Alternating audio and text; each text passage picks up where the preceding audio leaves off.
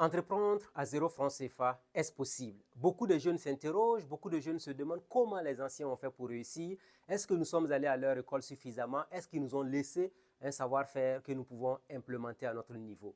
Mais entreprendre à 0 francs CFA voudrait qu'on lance la réflexion sur 3 pistes importantes. La première piste, à notre humble avis, porte notamment sur la confiance. Quand vous êtes jeune, faites en sorte qu'on vous fasse confiance partout où vous passez. Souvent, quand vous arrivez dans certains endroits, on vous regarde et on se dit, mais est-ce que ce jeune homme-là mérite notre confiance?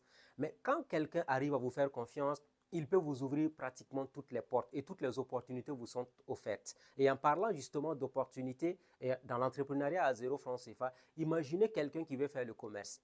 Si le monsieur qui est un dévancier dans le domaine, il vous fait confiance, il peut vous confier ses marchandises, vous allez vendre et le soir, vous ramenez donc le chiffre d'affaires, notamment par rapport à la marchandise que vous avez eu à prendre, et le surplus devient votre bénéfice. Certains ont commencé ainsi et sont devenus de grands commerçants, de grands hommes d'affaires, mais tout est parti de la confiance.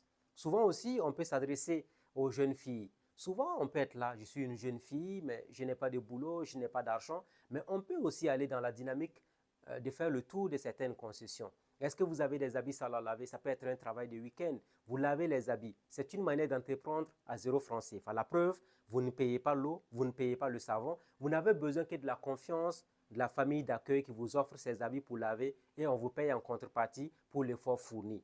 Voyez-vous, entreprendre à 0 francs CFA, dans ces 2 cas de figure, c'est très important. Tous ceux qui ont réussi vous diront, on a commencé doucement, c'était difficile, on a trébuché, on s'est remis et après on a réussi, on a brisé les barrières et nous sommes devenus ce que nous sommes aujourd'hui à travers l'humilité, mais aussi l'acceptation d'apprendre. C'est ensemble que nous allons faire bouger les lignes, c'est ensemble que nous allons écrire les belles pages de Burkina, de l'Afrique et du monde. À très vite pour d'autres informations, d'autres messages de sensibilisation qui puissent aider à la construction d'un monde meilleur.